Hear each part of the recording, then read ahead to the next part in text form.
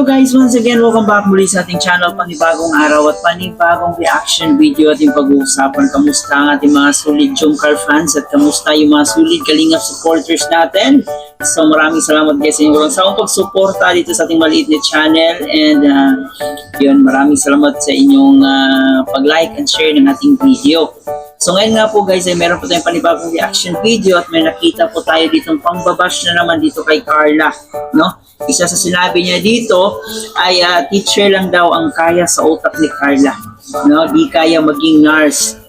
So yun, sobrang napaka below the belt yung sinasabi niya dito sa comment, and yung iba sobrang bastos at sobrang nakakawala ng pasensya, no? Itong ganitong klaseng mga tao.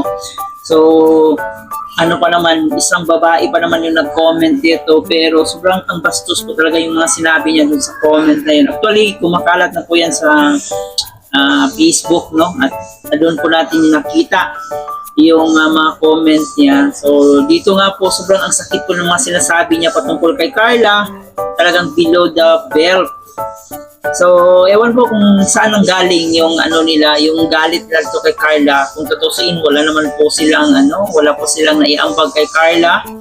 Kung tutusin, hindi naman po sumasagot si Carla kung ano man yung mga sinasabi nila, no? So, talagang sila lang ang gumagawa ng galit dito sa kanilang sarili at saka iba to dito kay Carla. So, hindi natin alam kung kaano-ano to ni Carla, baka naiinggit, no? Baka naiinggit sa Jomcar, naiinggit sa narating ni Carla ngayon, kung ano-ano yung mga sinasabi. Kung makapagsalita, parang kilalang-kilala niya talaga yung pagkatao ni Carla. So nakakalungkot man na may mga ganitong tao na hindi nila iniisip kung nakakasakit ba yung mga sinasabi nila. Kahit ganun pa man, alam po natin ang nangyari sa ating Jomcar ngayon, at kahit ganun pa man, unti-unti nang si Carla, unti-unti nang tumatapang, dinidedma na niya yung mga bashers, yung mga napapakalat ng fake news, no? So kahit masakit sa kanya, ay talagang lumalaban siya para sa kanyang sarili at syempre para sa kanyang pamilya, sa mga taong umaasa sa kanya. At kung napanood niyo po guys yung part 108, sobrang ang ganda po ng episode na yun kasi marami po kayong matututunan doon, especially yung mga wisdom words na galing mismo kay Carla at kay Kalingap Jomar. Sobrang nakaka-inspire po yung mga sinasabi nila. At makikita rin po natin na grabe yung pinagdadaanan nila. Yung kapalit ng kanilang kasikatan is medyo hindi rin maganda sa kanilang sa kanilang sarili, sa kanilang health. Sinabi nga ni Carla doon na inaisip na rin niya minsan na tumigil na dito sa mundo ng social media kasi gusto niya yung peace of mind. Pero natanong niya sa sarili niya, pag titigil siya dito, paano na lang yung mga taong umaasa sa kanya. So mamaya atin po yung balikan yung mga yung eksena na yan, yung mga question and answer na yan. Bago ang lahat at bago tayo magpatuloy doon, please don't forget to subscribe sa ating channel, paki-like and share ang ating video, at paki-turn notification bell para laging updated every time na mag-a-upload po tayo. Atin na rin suportahan ng ating ama ng Kalingap, Kuya Val Santos Matubang, at Edna Vlog in Kalingap Rob. Suportahan po natin ang mga K-Boys, Kalingap Partners, mga charity vloggers sa Pilipinas na tumutulong sa ating mga kababayang mahihirap. Kung natin kalimutan. Siyempre, yung mga kasama nating Kalingap reactors, especially ang Karepa, supportahan din po natin sila. So ngayon nga po guys, no, sa kabila po ng mga pangbabash, sa kabila po ng mga ginagawa na dito kay Carla, talagang si Carla ay lumalaban, no? Hindi nagpapadaig sa mga fake news, sa mga pangbabash dito sa kanya, bagkos ay lumalaban siya para sa kanyang pamilya. Kapanoorin na natin to. What life experience changed you the most? Yung experience mo sa buhay na nabago? Ako talaga kuya, siguro yung buhay ko ngayon sa social media kumpara dati po. Tama, kasi tawag niyan, sobrang introvert ko, sobrang mahiyain ko. Tapos di ko po in-expect na ganito yung magiging buhay ko ngayon. Na parang maano ako sa mga tao. Life changing talaga, no? Life experience, yun na nga bro. The fact nga kasi bro, yung nga sabi ko, before pa lang ako pumunta dito sa diet para sumama sa Kalingap bro. Parang, exactly ang alam ko, alas 6 noon ng umaga, papunta pa lang ako sa diet, parang, itutuloy ko ba to? Once na tumuloy na ako, oo bro. I mean, nasa sasakyan ako bro, hindi ko pa alam kung tutuloy ba akong diet para pumunta sa'yo. Or hindi na. Kasi sabi ko, once na dumating na ako dun, wala nang atrasan to. Wala atrasan. Parang ganun. Ma-expose ako, and syempre, eventually, yung pamilya ko, kumbaga, mawala yung privacy namin. So, yun. Ano pa rin talagang nagsisimula talaga yan kapag nag-show up ka. When you show up, Totoo yan. blessing will come, no? So, what are the most grateful for today? What are you most grateful for today? Ikaw.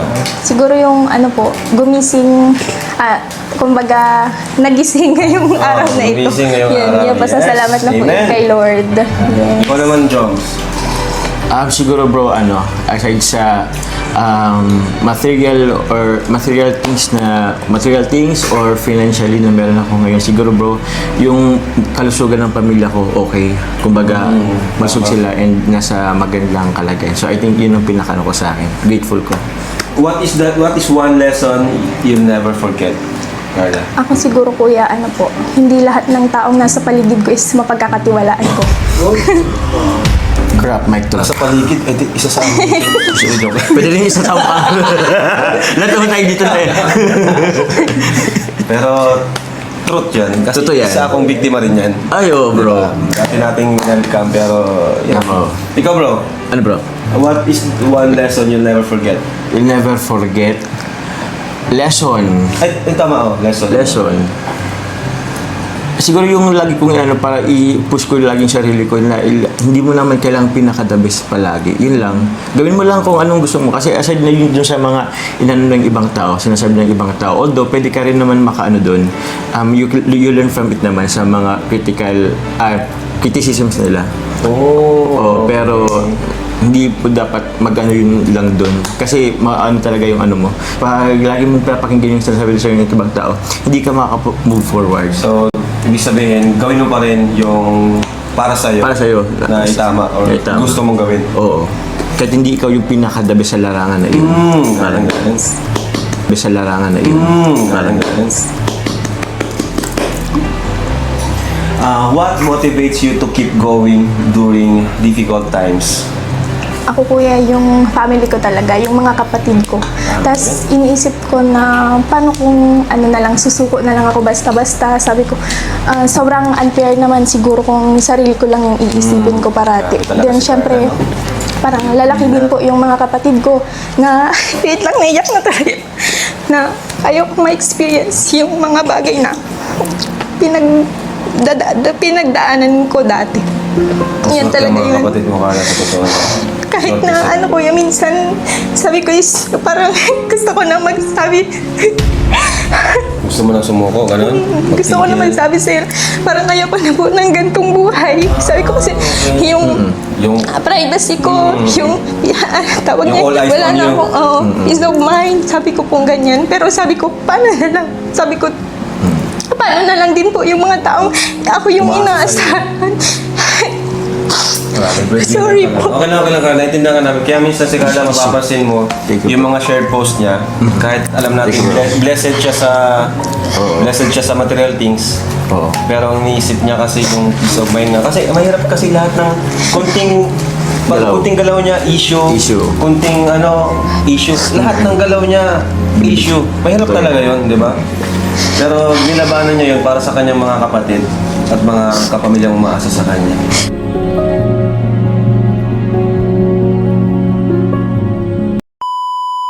So yun na nga po guys, nabalikan po natin yung nag-comment doon ni isang bashers ni Carla kung saan sinabi nga po niya na hanggang teacher lang daw talaga yung kaya ni Carla. So for your information po, lahat po ng tao ay makanya-kanya pong struggles at hindi ibig sabihin na teacher lang po ang kaya ng utak niya ay may karapatan na po kayong maliitin si Carla. No? Lahat po tayo may kanya-kanyang struggles at hindi ibig sabihin na teachers lang ang kaya is mahina na po si Carla or bobo na po si Carla. Hindi po ganun.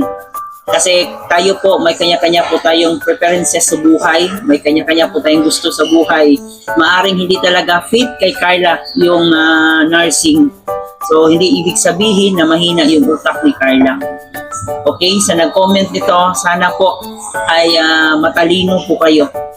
Kasi kung matalino kayo, hindi kayo makapagsabi ng ganito. Kasi yung tunay na matalino po ay sila po yung may taong may respeto sa kanilang kapwa. At hindi po katulad ng yung mga pinagsasabi na talagang masasabi natin hindi nyo po pinag-isipan yung sinasabi nyo. So maaaring kayo po ay isang bubong tao kasi wala po kayong respeto sa inyong kapwa.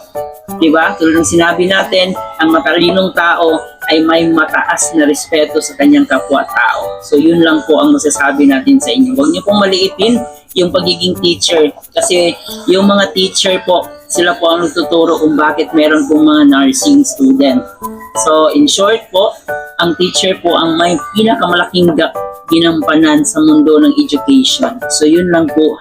So yun na nga po guys, no, ang dami po natin natutunan doon sa mga sinasabi ni Carla. At isa na po doon na hindi lahat ng tao nakapaligid sa iyo ay dapat mong pagkatiwalaan. Hindi natin sinasabi na masama na yung mga tao na nakapaligid sa atin, pero aminin na natin, lahat ng yan may kanya-kanyang agenda po yan. Yung iba, maaaring ginagamit lang po tayo para sa kanilang sariling interest. So, tama nga po yung sinabi ni Carla na hindi lahat ng mga nasa paligid mo ay pagkakatiwalaan mo na agad. Ang daming natuwa dito at ang daming na-inspire sa mga sinasabi ni Carla. Pero ang pinaka-bottom talaga sa mga sinasabi niya dito, nagsusumikap siya para sa kanyang sarili at para sa kanyang pamilya. Kasi yung pamilya ay umaasa sa kanya. At sinabi na rin niya dito na may time na gusto na sana siyang hihinto dito sa kalagayan niya, dito sa pagbablog, dito sa social media. Pero iniisip niya palagi yung mga taong umaasa sa kanya.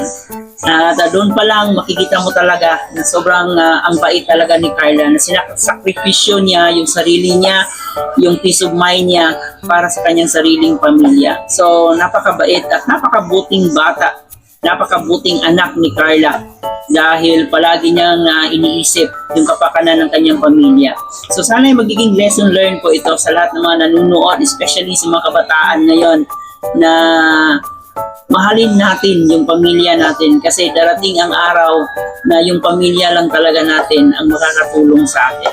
So yan lang muna guys ang ating reaction video. I hope meron kayong natutunan sa mga sinasabi ni Carla. Huwag kalimutan mag-comment dyan sa ating comment section at paki-like and share na rin ang ating video. Muli po, ito po yung host na si Chloe TV. Marami pong salamat.